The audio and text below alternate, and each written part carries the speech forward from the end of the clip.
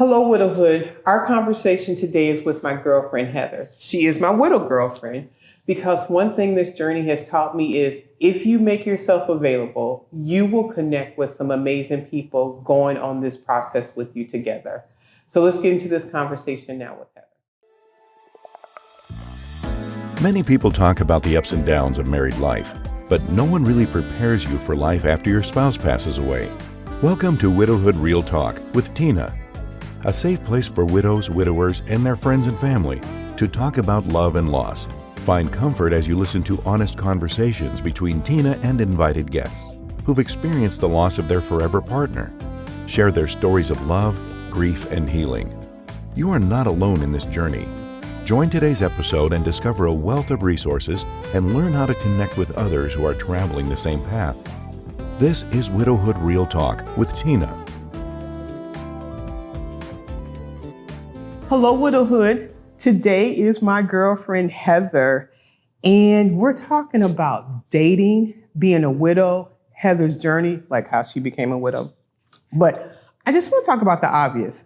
We did not plan to dress alike. We did not. But she did show up and pulled up in the car. I was jumped into her vehicle. She was like, what? Purple shoes? Mm-hmm. So straight up. I could not change into the podcasting shoes because when I saw her with purple, I was like, we are so 20. The blue jeans, we knew that was going to happen. But the shirt too, though? So Heather, welcome to the Widowhood. Thank you. So who is Heather? Who is Heather? Yes. I am a widow, unfortunately. Okay. I lost my husband about 2 years ago to cancer. Okay. And it was really rough. We had just gotten pregnant with our first child together. Wow. And So hold on. Yes. Your husband's name? His name was Brian. Brian? Yes. So you and Brian, how far along were you pregnant when you found out? About 4 months pregnant. When you found out Brian was sick or when he died? When I found out he was sick. Okay. Yes. So let's back up a little bit. Yes. How did you and Brian meet? So I got a job in Virginia. I grew up in Arizona. I got a job in Virginia, came out here and met him at work. Work love. Yes, work love. Okay. Complicated. So we met at work and started dating and got married about 2 years after we started dating. Okay. He had a child from a previous marriage. Oh. So I became an instant mommy. Now, the child, did she live with Brian or with mom? So or they how'd that had work like for you? split custody. So it's like a week with mom, a week with dad, a week with mom, a week with So dad. they live close proximity. Yes. Okay. Yes. Same school district and everything. Okay. So I met her when she was about 5 and became part of her life. So How was that like? Now, a blended family. Yes. That's like, you're cute. Okay. And okay. Yes. Itty bitty. Complicated, instant mom, Okay. how do I navigate through this? But we got through it. Who did you lean into to find out about that? That's a good question. Honestly, I just kind of did what I thought was the best thing to do at the time. My mom was involved in a blended family as well. My parents got divorced and she got remarried, and there was a blending of families at that time too. Okay. So I leaned in a little bit to her and her advice on that, on things that went well and things that didn't go so well. Okay, that's fair. And lots of marital counseling as well. So but you know what? I'm glad you mentioned that because people feel like we're grown, we know what we're doing, we're just going to get married, and there's so much. And when you have a outside person come into the conversation, they bring things up that you would not bring up yourself. Yes. And it does make you vulnerable though to be able to, because sometimes it could be your fault and it's like, so no, that's good. Right. Yeah. Okay. No, it's that third party for sure, looking in on things and kind of weighing in on their opinion too. So I want to go back a little bit more. Who was Heather before she met Brian though? Oh man. I lived in Arizona. Okay. I worked, I like to run. Okay. I like to read books. Okay. That's pretty much kind of it, I mean, but there's a lot in there. So what type of work did you do? So I was an underwriter. for an insurance company. Okay. So I did dental underwriting first, and then when I moved out here, I took a medical underwriting position. So, I did not know that. Yes. Okay. Yes. So are you still in medical underwriting now? No, I'm actually more in like the benefits and reimbursement part of insurance. So I actually work for like the Medicaid type of business, and do more work with coverage and stuff like that. Okay, So. now you just got my head going someplace else. Okay. If I'm what things like should people be thinking about then, based on what you know, like if they're a widow or they're getting older, or things, is there things they should set up or do? That's a really good question. I do think life insurance is pretty huge. Okay. Unfortunately, sometimes they won't let you change it when you do find out you have a terminal illness. So, Okay.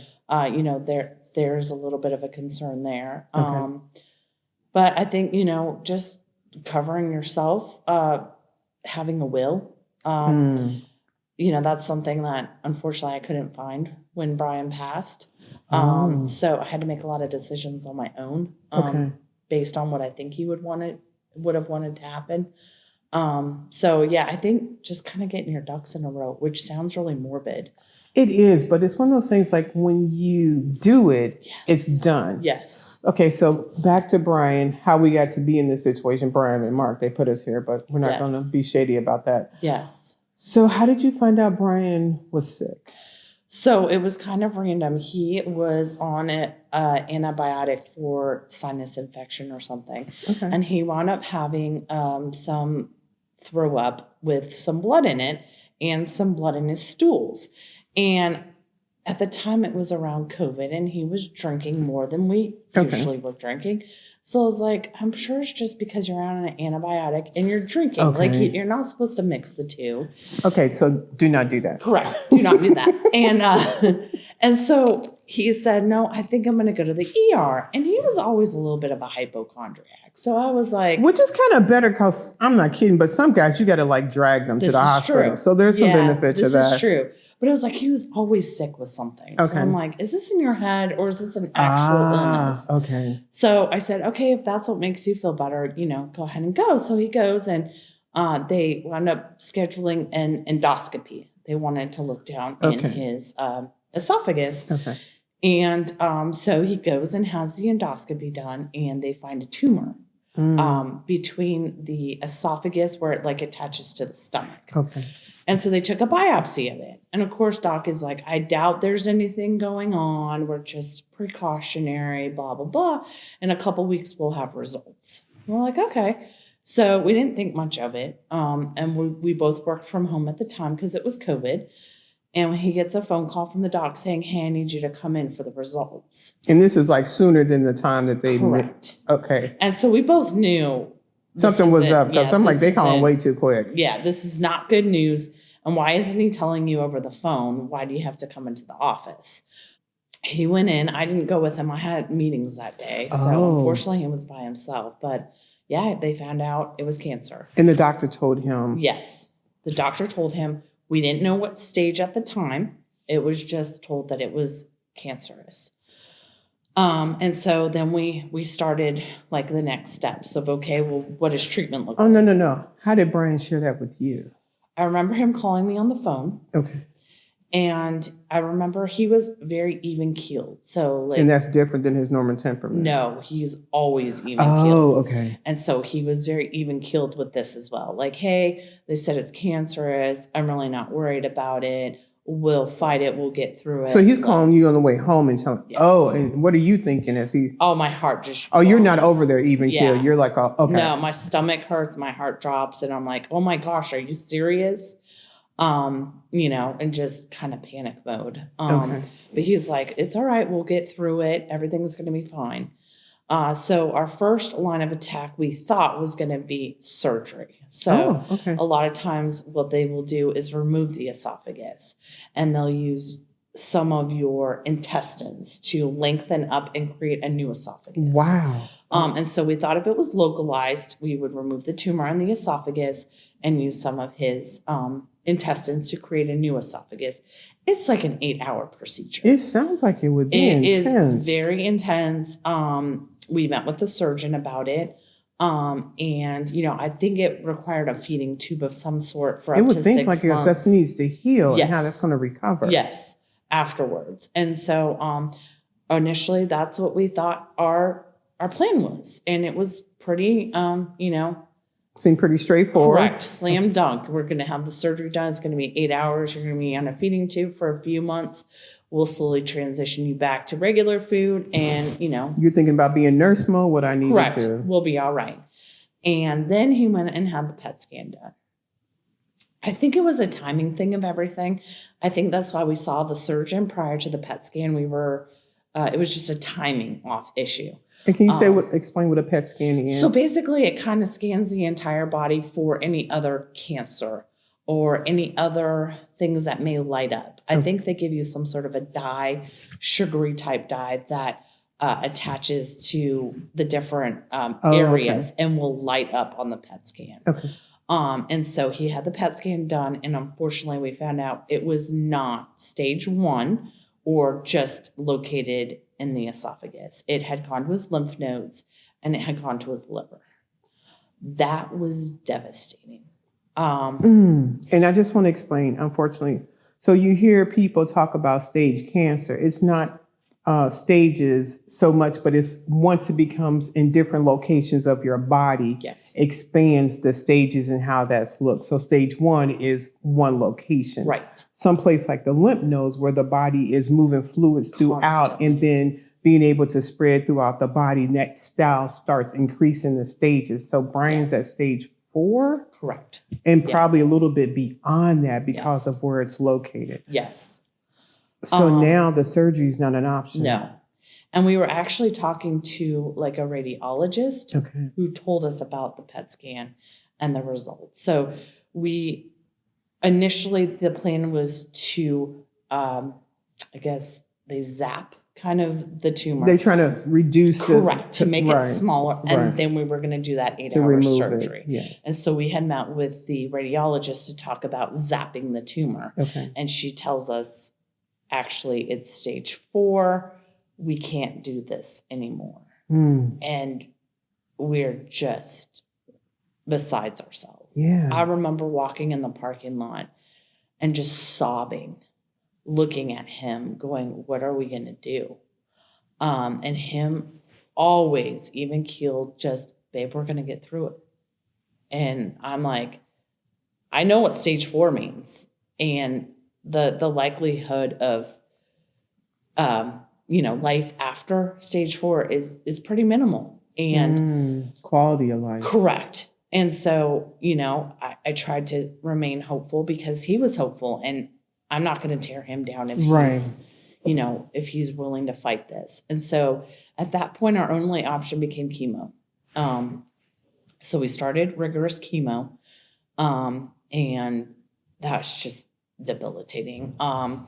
He wound up lots of throwing up. Not a lot of medication would help with that. Anti-nausea, so lots of throwing up.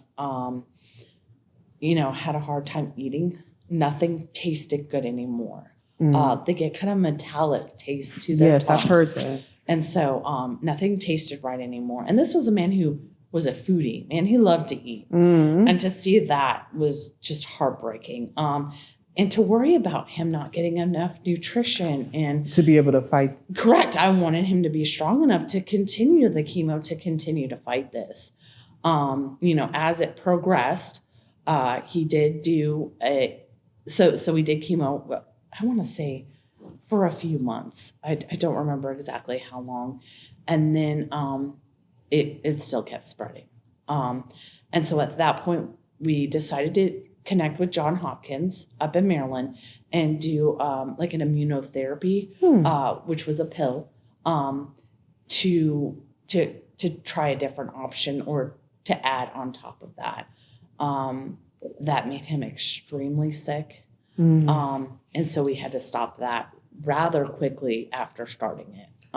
So Heather, what was Brian's weight like in the beginning of this, and what did that look like over time? So he was a bigger guy. I would say he was about 300 pounds when he started this. I see. When he passed, he was around 200 pounds. And that was a very short period of time for a lot of. Yeah, it was about 9 months overall from being told he had it till he passed.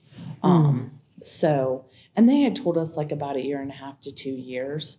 So I was hopeful he might make it to our son's first Christmas, but he didn't. And you know, that it is what it is, unfortunately. But he just kept getting worse and worse. Then he began becoming septic.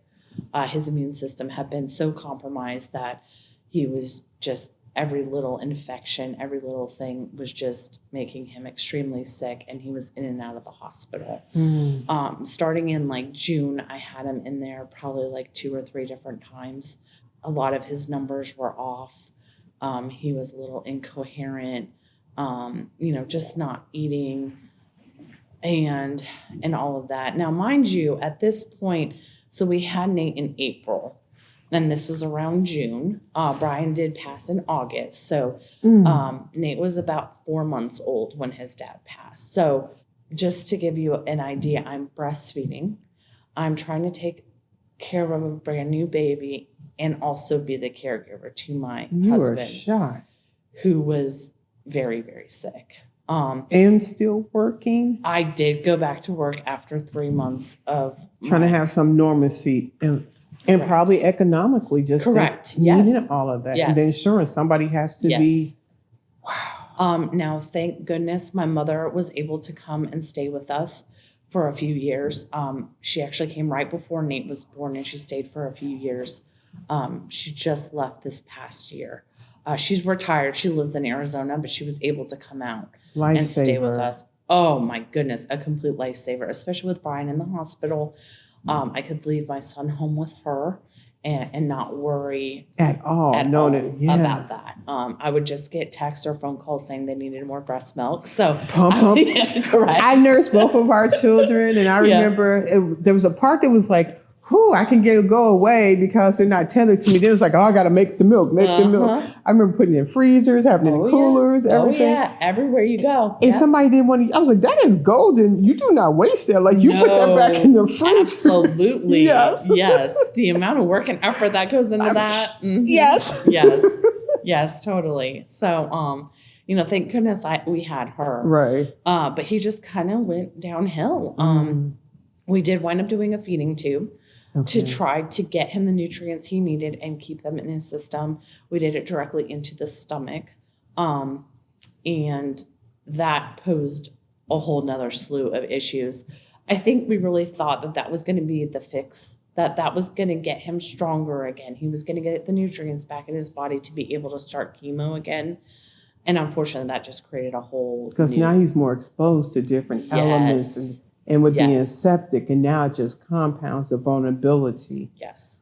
And, he was on a lot of medication for cholesterol, for other things. Oh, already before this. Before this. And so a lot of that you had to chop up to then feed through the feeding tube. Oh. Because he still needed that medication. He still needed the medication, and he was having a hard time keeping it down. So everything's colliding. I'm chopping meds.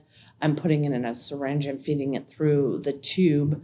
Sometimes the tube would get disconnected and we'd have feed all over. And this the is bed. At home now. You're talking being at home, not perspective because, beeping alarms going off, need to change the food. I remember one night I had poured a whole thing of feed into the tubing, and I didn't put the lid on tight, and it was probably 11, 12 o'clock at night, and it just poured all over the carpet.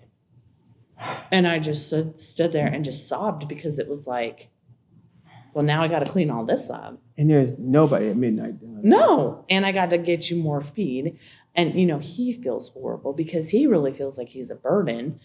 I don't want him to feel like he's a burden, but he kind of is. I mean, it's a heavy weight, but that's when we're dating and thinking about marrying somebody, and we're up here saying till death do us part, and we're like, that's what that looks like. It's like shiggity, yes. Yeah.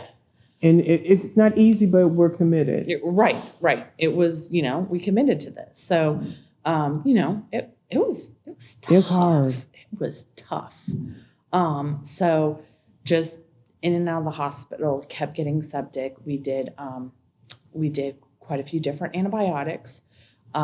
It just wasn't really clearing it up. It kept coming back. He wasn't regaining the strength to start the chemo again. He just went downhill really fast. And so the last time he was in the hospital, I made the decision to actually take him to the hospice house. I guess that's closed now, which is really unfortunate, but it was in Virginia Beach. And what is a hospice house? So it's a house with a bunch of beds, hospital beds, and a full nursing staff. So it's hospice on this site at this location. Correct. I see. Yeah, okay. and they have a doc there and everything. They have medication there, and everything. And it's very comfortable. You can have family come. They even allow you to bring your pets in if you want to bring your pets in, and that kind of thing. And so at the time, I felt I didn't really want him passing at home. That's fair. I needed a break. I needed. You needed to start thinking about what was happening instead of having to be in what was happening. Correct. I wanted to spend the most quality time I could with him, with the remainder of time we had left. So you are now coming to the conclusion there's only a little bit of time. Yes. And how do I need to set this up so I can spend time with the man I love? Yes. Versus all the stress of trying to manage and do those things. Yes. And I'm so thankful I did that. I had options. Do I bring him home? His sister offered to take him into her house. And I really didn't know what to do. At this point, he was pretty incoherent. So I couldn't even really have a conversation with him as to what he wanted to do. And so I just made the decision on my own to go ahead and have him move there. So we had him move there. And I was able to stay with him. Like sleep there? Sleep there, yeah. Oh. In the hospice. They have like little couches that pull out and stuff. So I could wheel it over next to his bed and hold his hand and stay the night with him and stuff, which was really, really important. I was glad I was there. A lot of hospice patients don't have feeding tubes. They don't come to hospice with feeding tubes. And so the nurses weren't completely familiar with the feeding tube. So I was able to help them flush it out and other things, which... Because you had more knowledge at Correct. base and could give them, didn't have to be worried about being at home and them calling you. Right. Okay. Not knowing what to do. And that's a whole nother freak out. How far did you live from the hospice house? Probably about 20 to 30 minutes. And that's a lot in the middle of the night when you're stressed out and Yes. everything. Okay, Yeah. good. So he was only there for 2 nights and then he passed. 2 nights? Yes, 2 nights, which... Were you there the night he passed? Yeah, he wound up passing the next day. So he slept both nights, and then the second day around noon, he wound up passing. I'm sorry. Thank you. It was kind of crazy the way he passed. So we have a dog. We got this dog when we first started dating. It's kind of like our first little baby together. I remember that. Mark and I had a dog too. The dog name was Bandy. It was like, okay, if we survive this, we can probably have people. Okay, if we keep this thing alive, we can do this. Yeah, exactly. And so we got this dog. Her name was Beauty, and he was at the hospital, and he would hear sounds that almost sounded like a dog's tail hitting the side of maybe the hospital bed. And he's like, Beauty dog, Beauty dog. And I was like, no, babe, she's at home. We're in the hospital. Like, we can't have the dog here. And, he would kind of seem to understand that. And then, so what had happened is my brother was in town and I said, hey, would you mind bringing Beauty to the hospice house? Oh, because you're staying there a long period of time. He could bring the dog in. Okay. And leave and go back. And I said, Brian keeps kind of asking for her. Would you just mind bringing her? My brother was like, yeah, no problem. Like, I'll bring her. I said, I checked with staff. They're fine with her coming. And so my brother comes. The dog comes in the room. She jumps up on the hospital bed with Brian, and she's kind of in between his legs. And he was on morphine at the time. So he was very, mostly sleeping and eyes closed, and that kind of thing. And I remember seeing his eyes kind of open. And I took his hand and I said, look, Beauty dog's here. And, we kind of pet Beauty dog together. And he took his last breath. Right there. Right there. So I don't know if he was waiting to see the dog one last time, if he needed to say goodbye to the dog, or if the dog made him feel like he was at home and he was okay to go, or what exactly it was. But yeah, it was crazy. How old were you then, Heather? How old was I? I was 38. 38. Yes. And you guys have been married for how long? 7, almost 8 years. Thank you for sharing that. I know sometimes it's like something we put on autopilot. Yeah. And sometimes it's like we are right there again. Yeah. It doesn't, the way you feel about it depends on just sometimes. So I know that's not an easy thing to talk about. Yeah. But I do know that you know how important it is to be able to connect with people. Absolutely. And people to understand what this looks like and how that is. Absolutely. So your mom's in town, your brother's here. Mm-hmm. What happens? Brian takes his last breath, and what do you do from there that day? If you remember any of that. There were a lot of people in the room at the time. Oh, you weren't there by yourself? No, I was not there by myself. Okay. And there was a lot of reactions, a lot of yelling, crying, screaming. I tried to just take control of the situation and keep my emotions at bay. So I just walked up to the nurse's desk and said, I think he has taken his last breath, because I knew they had to come and check vitals and pronounce him. So you're on mode. I'm on business mode. Correct. I have to take care of things. Yes. I have to do stuff. Yes, we have stuff to take care of. And so, I went up there and did that, and she came back in and did pronounce him. And I remember her hugging me, and I just sobbed.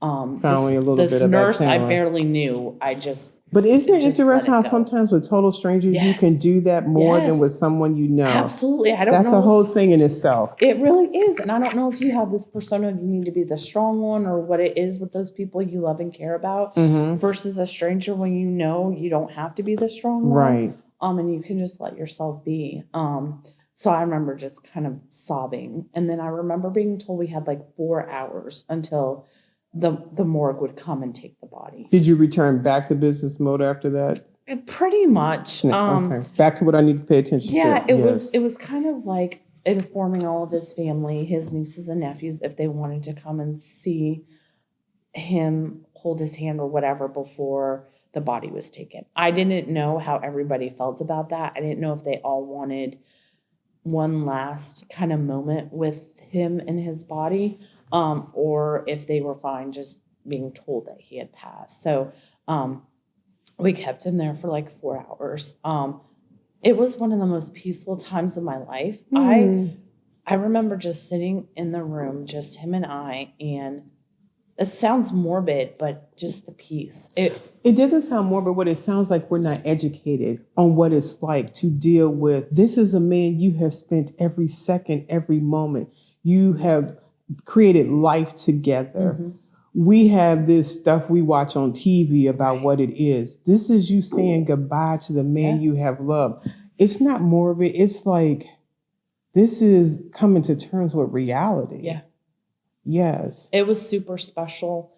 Everybody else felt really uncomfortable. Because it wasn't their husband. Right. Right. You're right. Because, probably for ourselves, before that situation with Mark, I had never sat in a room with a dead body. I'm like, who's doing that? Right. But now it's your husband. I'm going to get every moment I can get, because this will not ever be again. Yeah, absolutely. And I soaked it all up. I just sat there. I held his hand. You were thinking about everything. And I was kissing him. Yes. I was thinking about all of our memories together, and I had just the amount of peace. I think knowing he wasn't suffering anymore. After you had watched him go through so much. Yes. And I'm a strong, faithful person. I knew he was in a much better place, and I knew he was not in pain anymore. And the comfort that gave me was, it was just so relaxing. You say faithful person. What does that mean, faithful? Just believing that he went to heaven. Okay. Believing in an afterlife, believing that he's with God up in heaven watching over us. I believe in the afterlife. Okay. So I'm a strong believer that that's where he is. And I just want to make clear. So sometimes we say catchphrases or words and people don't quite understand what that means. And to think that the person you loved, after watching him suffer to such an extent and to realize his journey here was over, I could see the complexity of the feelings. Yeah. Obviously, I don't get to continue having life with him, but knowing that he doesn't have to endure that anymore. Yes. Thank you for sharing that. Yes, you're welcome. And I think there was a little bit of selfishness on my part. You know, I kind of got to spend more time with my son now. I didn't have to try to balance. So that's That the thing. sounds horrible. No. It does. No. It doesn't sound horrible. What it also another thing, not realistic. You were 38, Mm-hmm. nursing. Yes. Your husband became terminally ill. Yes. And you didn't run away from doing any of that. Right. But that's so common for the caregiver to have mixed emotion that they did their job, that the person died. Right. And then they're relieved. Right. They don't have this double duty. You wouldn't have wished Brian dead. Absolutely but not. This was the course. Right. And now you have to be logical. Right. But the logical part, trying to reconcile with your heart, and your heart is going, can be happy about that, but we are relieved that that happened. That is a natural feeling, and it's something we have to reconcile with. But you did what you were supposed to do and was a loving, faithful wife. Yes, absolutely. So, and I think the rest of that day, honestly, Tina, I think I was in business mode. It was because that's what could keep you alive and keep you functioning. Because there's no room to break down. We got a whole bunch of stuff we have to do. Where are we taking the body? He wanted to be cremated. Okay. So who's going to cremate him? Who do I need to contact for that? What's done with his medication that's left here? Oh. What about all these medical equipment? You're going through it. I'm going, and then we've got clothes there. We've got pictures there. So we're packing all that stuff up to then take that home.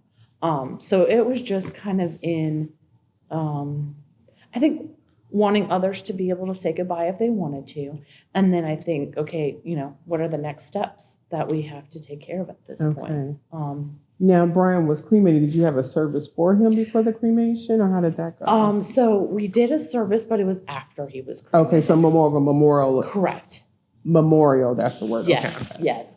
And he is actually in a columbarium, I guess is what it's called. So it's at a church, an Episcopalian church, and it's a wall. Oh, okay. I've seen those and they before. have like the plaque with their name on it.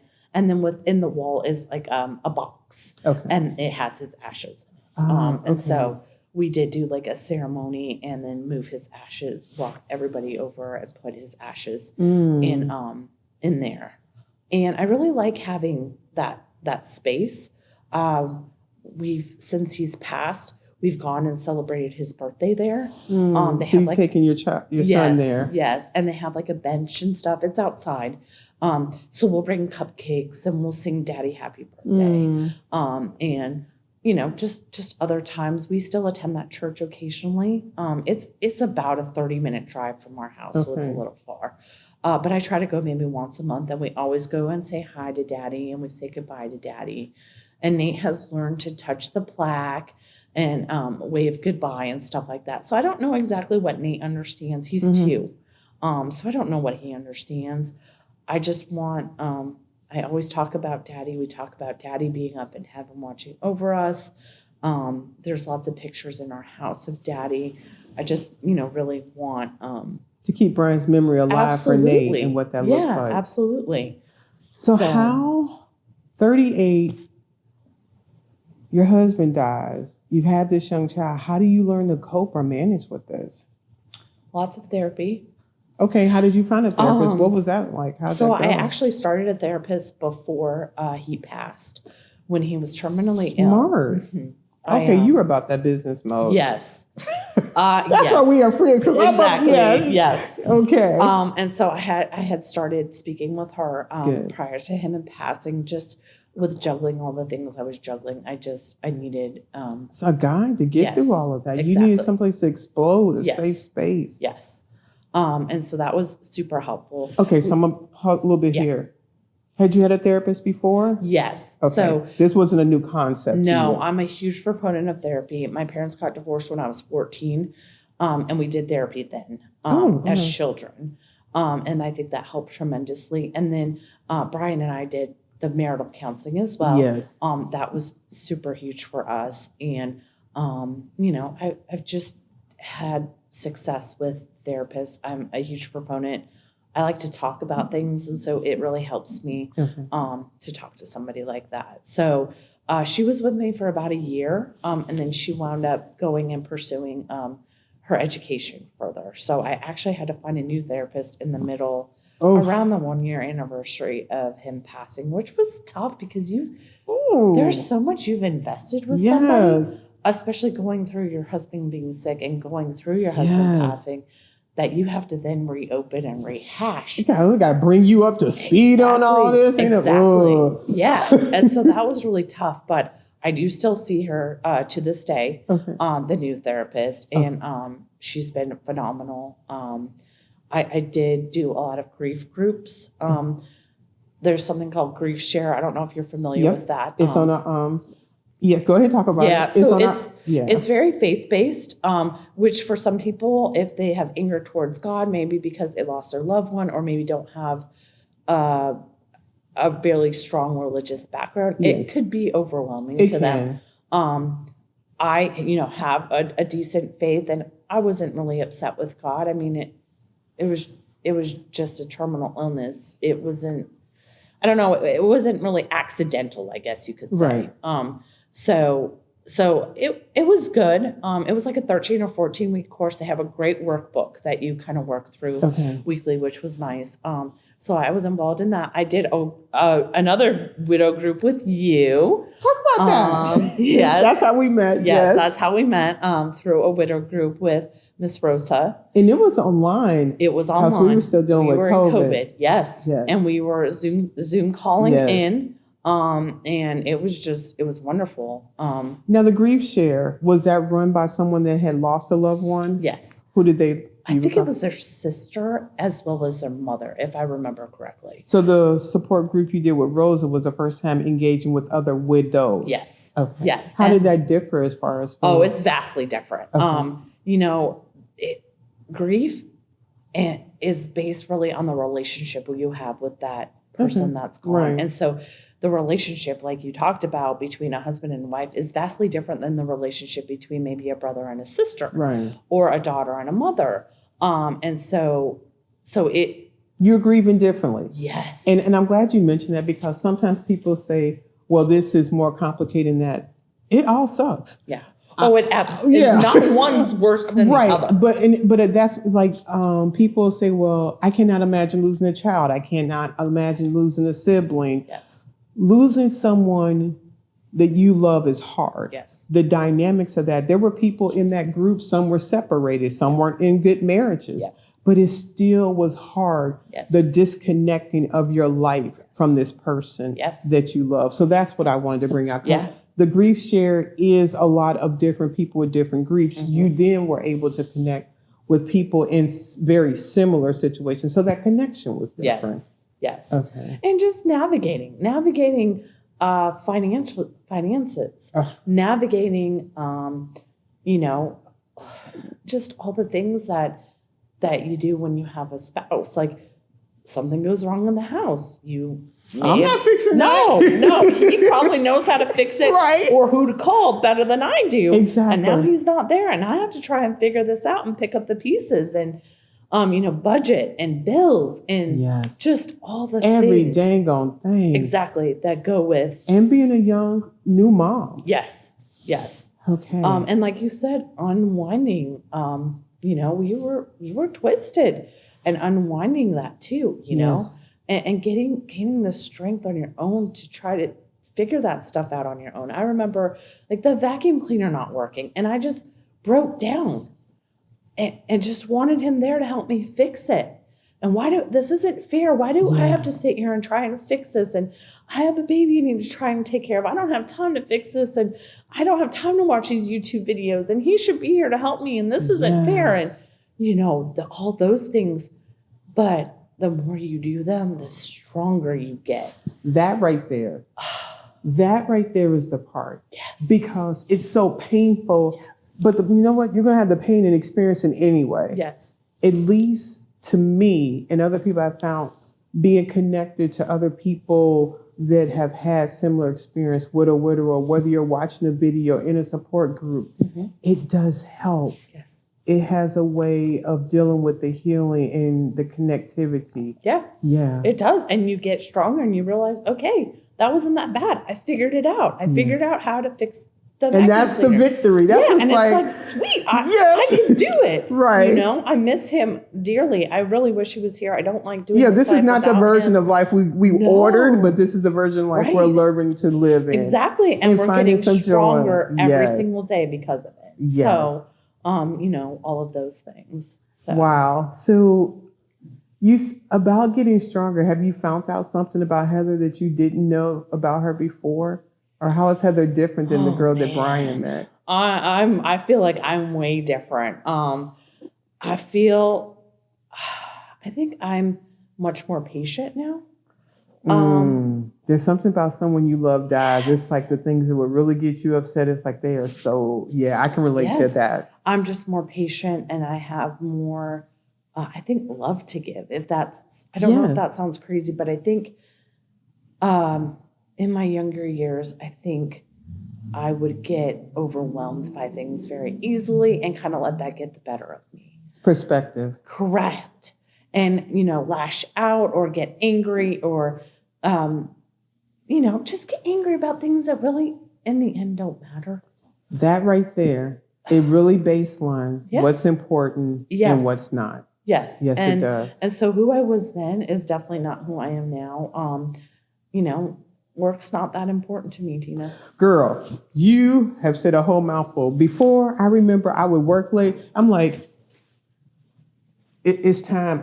Goodbye. Yeah. See y'all, because work-life balance and all the other stuff, that's going to be right there when I get back. Absolutely. Yes, I am. And I'm so not taking with it that. home with me. And I'm not, you know, I put in my time. Unless it's like an emergency. Absolutely. But if it's regular, I'll see that tomorrow. I mean, I'm grinding while I'm there. Right. But when I'm gone, I'm gone. Yes. Yes. And that definitely changed my perspective, because I think before it was, you know, I got to get this done. This is so important. I got to, however many hours it takes to get it done, I've got to do it. And now that can wait till tomorrow. How has Brian's death impact your identity or how you see yourself?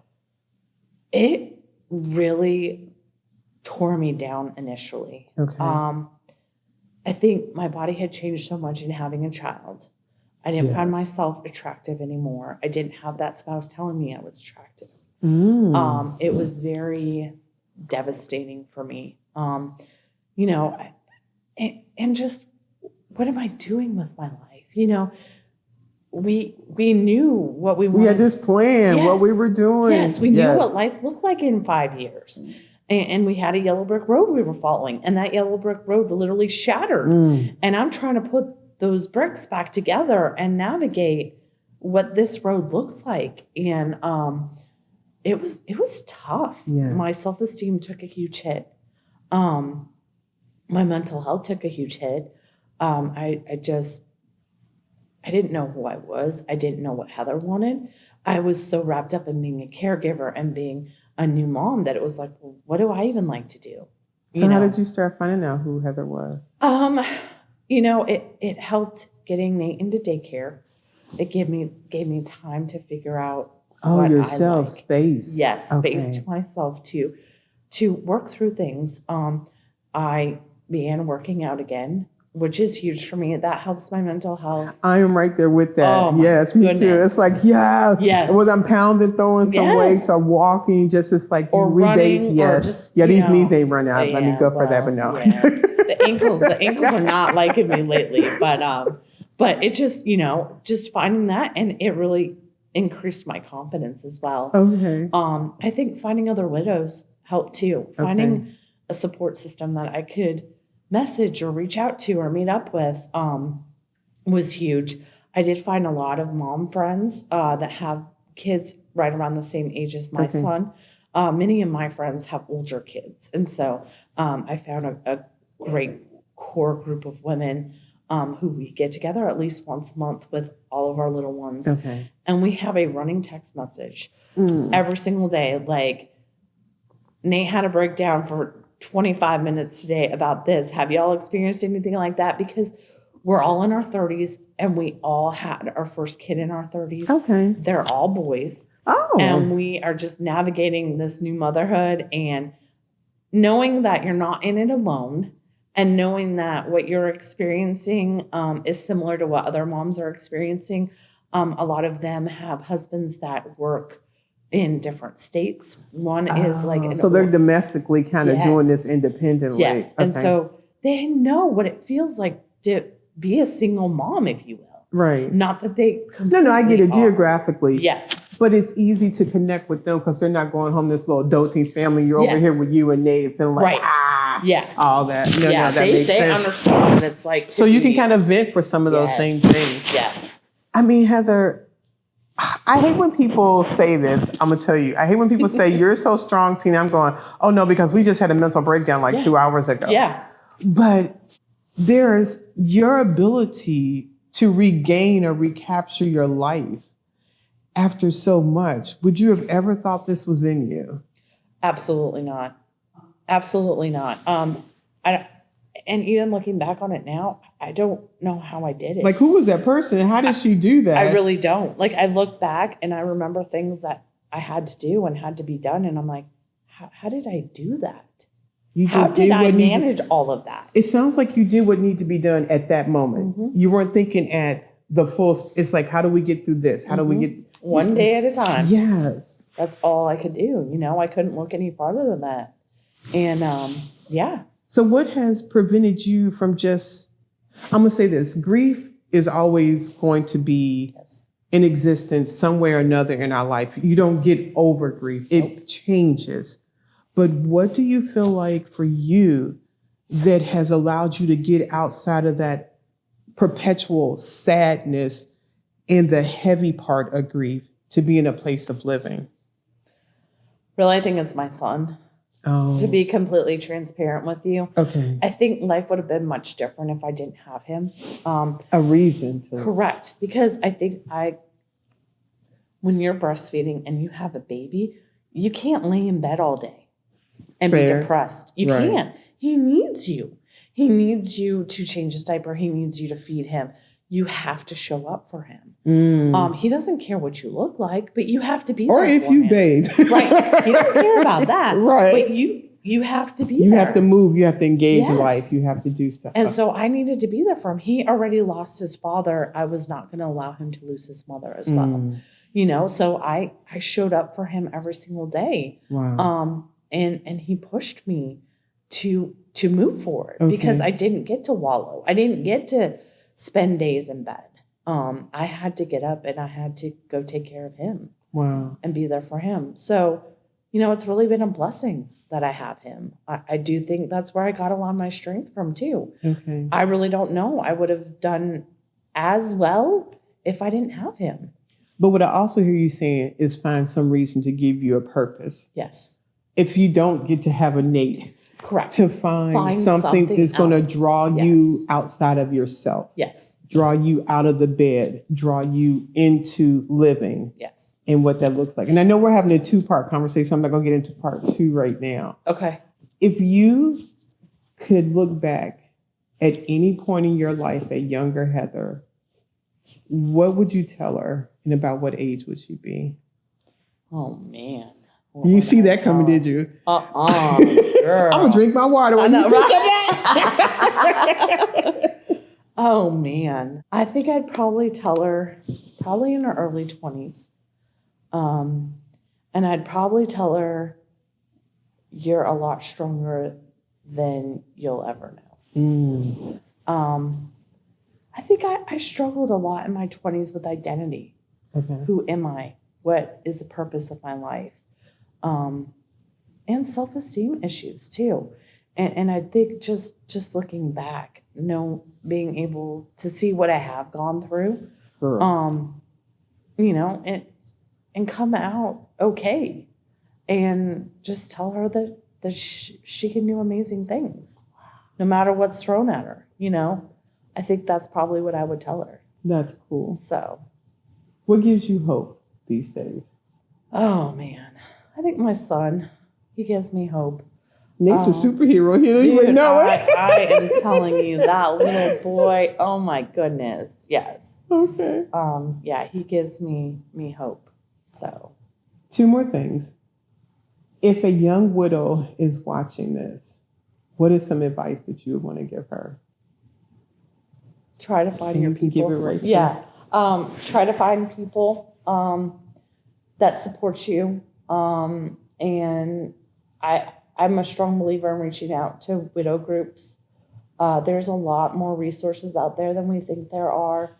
Connect with people that are going through similar situations. I've really tried to connect with other young widows via Facebook, and you've really helped me as well. So